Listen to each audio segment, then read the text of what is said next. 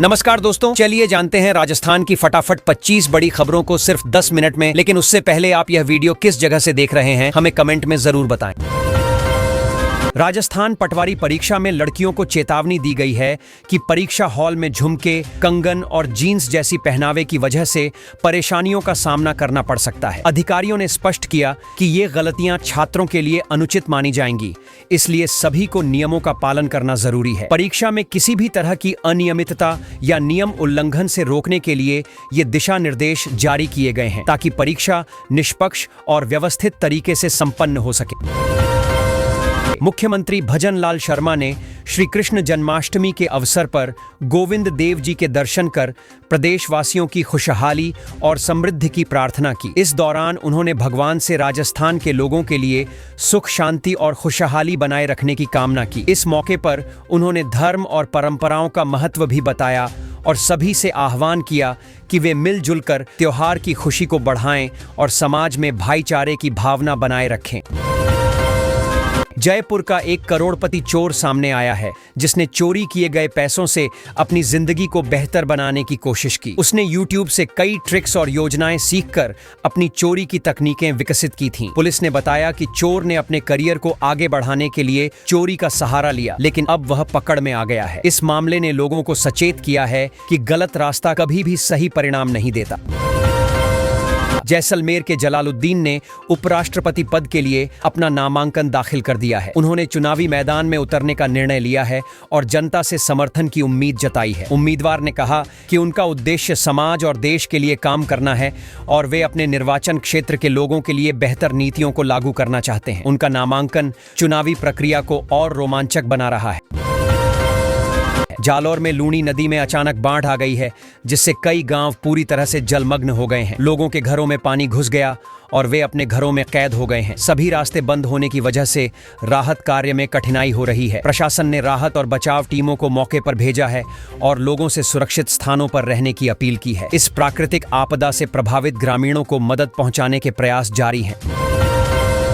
भिवाड़ी में इस बार सितंबर में औद्योगिक मेला होने जा रहा है, जिसे MSME और स्टार्टअप्स का महाकुंभ कहा जा रहा है। यहाँ छोटे बड़े उद्योगों और नए बिजनेस आइडियाज को एक मंच मिलेगा, जहाँ निवेश, रोजगार और नए अवसर खुलेंगे। कारोबारियों और युवाओं के लिए ये एक बड़ा मौका साबित होगा।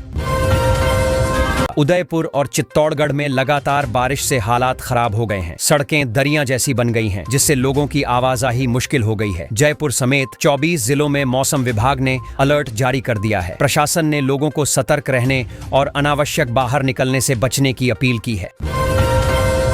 बीमा क्लेम के लिए धोखाधड़ी का अजीब मामला सामने आया। एक व्यक्ति ने खुद को कागजों में मृत दिखाकर 50 लाख का क्लेम लेने की कोशिश की। उसने नकली रसीदें भी बनाई, लेकिन जांच में पूरा खेल खुल गया। पुलिस ने मामला दर्ज कर धोखेबाज की योजना को नाकाम कर दिया।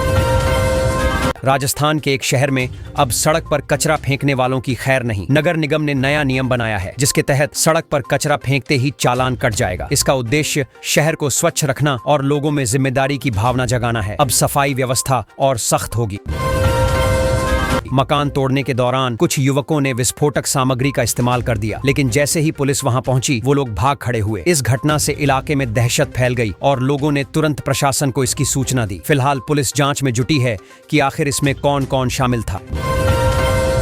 नाथद्वारा में जन्माष्टमी का उत्सव बेहद धूमधाम से मनाया गया। खास बात ये रही कि 352 साल पुरानी तोपों की सलामी दी गई। लोग इस अनोखे और ऐतिहासिक समारोह को देखने के लिए बड़ी संख्या में पहुंचे और हर किसी के चेहरे पर उत्साह और भक्ति साफ दिखाई दे रही थी। राजस्थान में RGHS घोटाले के मामले में भजन लाल सरकार ने बड़ा कदम उठाया। बेटे के दोस्त से लेकर किराएदार तक का इलाज कराने में हुई गड़बड़ी पर जांच तेज कर दी गई। इस कार्रवाई से लोगों में उम्मीद जगी कि अब ऐसी अनियमितताएं कम होंगी और स्वास्थ्य सेवाओं में पारदर्शिता आएगी। विश्व बंधुत्व का संदेश फैलाने के लिए 3500 धावकों ने एक शानदार दौड़ आयोजित की। इस दौड़ में अलग अलग उम्र और पृष्ठभूमि के लोग शामिल हुए। आयोजकों का कहना था कि इससे न केवल लोगों में एकता का संदेश जाएगा, बल्कि स्वास्थ्य और फिटनेस के प्रति जागरूकता भी बढ़ेगी। राजस्थान में बकाया बिजली बिलों को लेकर सांसदों के सवाल पर ऊर्जा मंत्री भड़क गए। उन्होंने कहा कि बिजली बिल जमा न करवाना इन लोगों की पुरानी आदत बन चुकी है। मंत्री ने स्पष्ट किया कि अब ऐसे मामलों में कड़ी कार्रवाई की जाएगी ताकि बिजली चोरी और बिल न भरने की आदत खत्म हो। SBI में 5000 से ज्यादा पदों पर भर्ती चल रही है। बैंक ने योग्य उम्मीदवारों से आवेदन आमंत्रित किए हैं। अगर आप इस भर्ती के लिए पात्र हैं तो तुरंत आवेदन करें, क्योंकि यह एक सुनहरा मौका है सरकारी नौकरी पाने का और बैंकिंग सेक्टर में करियर बनाने का। धौलपुर में अब बिजली चोरी पर पैनी नजर रखने के लिए ड्रोन का इस्तेमाल किया जाएगा। ये ड्रोन इलाके में उड़कर ट्रांसफार्मर और तारों की निगरानी करेंगे। बिजली चोरी करने वाले लोग अब आसानी से पकड़ में आ सकते हैं। अधिकारियों ने कहा कि इससे बिजली चोरी पर काबू पाए जाने में मदद मिलेगी और लोगों को कानूनी कार्रवाई का भी डर रहेगा। ड्रोन से डेटा तुरंत मिल जाएगा, जिससे बिजली विभाग को नुकसान कम करने में आसानी होगी।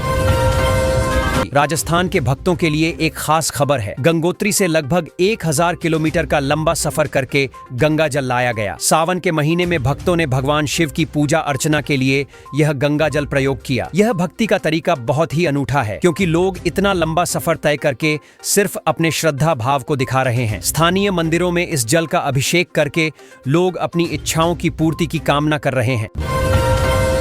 बालोतरा, बाड़मेर और जैसलमेर में कुछ दुर्लभ खनिजों का खजाना मिला है। यह खनिज बहुत ही कीमती और कम मात्रा में पाए जाते हैं। संसद में सरकार ने इसकी पुष्टि की है और कहा है कि इन खनिजों के प्रयोग से उद्योग और आर्थिक विकास में मदद मिलेगी। विशेषज्ञों का कहना है कि यह क्षेत्र राजस्थान के खनिज संसाधनों के लिए बहुत महत्वपूर्ण साबित हो सकता है। अब सरकार इन खनिजों का सुरक्षित उपयोग सुनिश्चित करेगी।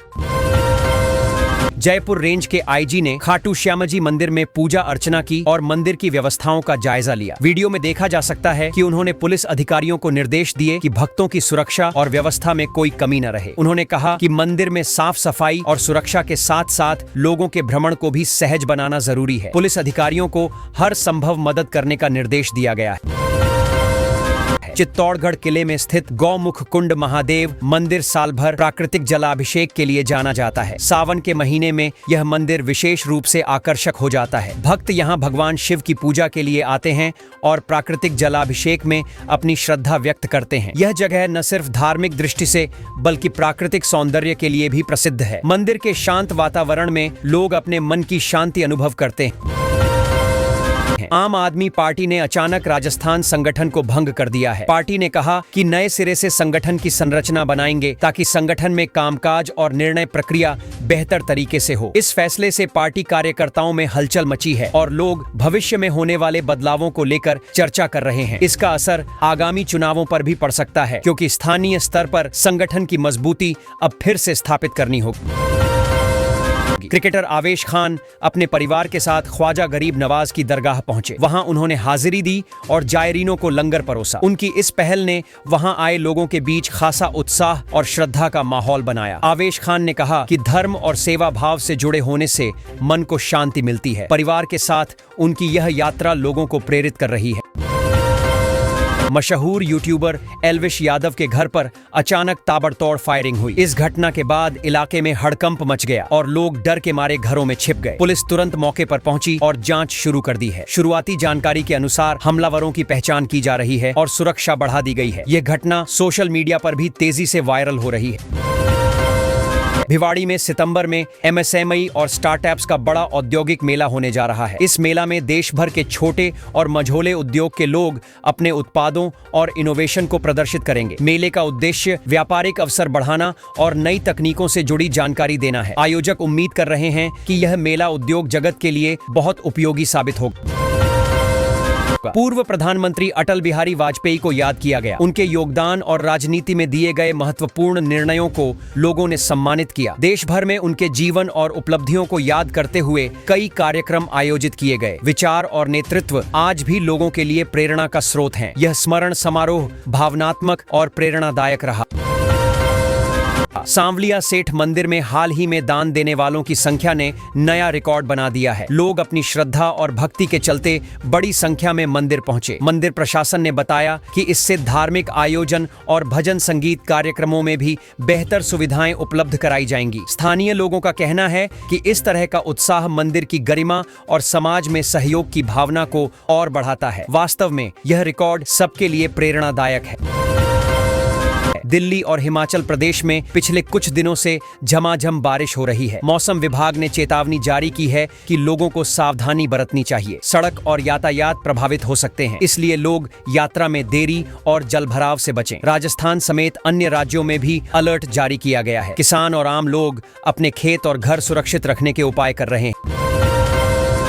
राजस्थान के कुछ जिलों में खेतों में दरारें और जमीन धंसने की खबरें आई हैं। इस पर सांसद ने मौके पर जाकर निरीक्षण किया। उन्होंने स्थानीय अधिकारियों को निर्देश दिए कि प्रभावित क्षेत्रों में फौरन राहत कार्य शुरू किए जाएं। किसानों और ग्रामीणों से मिलकर उनकी समस्याओं को सुना गया। यह कदम स्थानीय लोगों को राहत और भरोसा दिलाने के लिए अहम माना जा रहा है।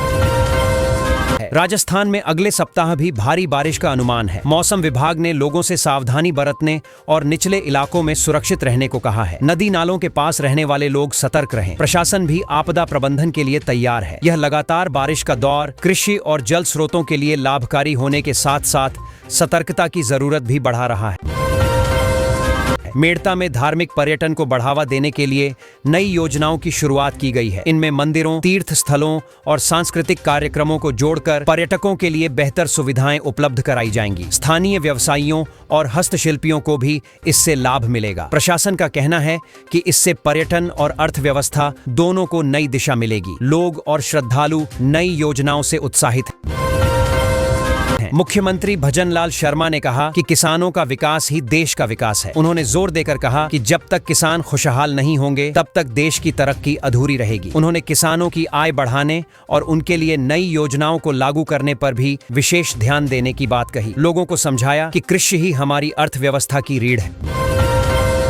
किसानों को सीधे उनके खाते में 72 करोड़ रुपए की राशि दी गई है। यह राशि उनकी खेती और अन्य कृषि गतिविधियों में मदद के लिए दी गई है। अधिकारियों ने बताया कि यह योजना किसानों को राहत देने और उनके जीवन स्तर को बेहतर बनाने के लिए बनाई गई है। किसान खुश हैं और कहते हैं कि इससे उनका काम आसान होगा।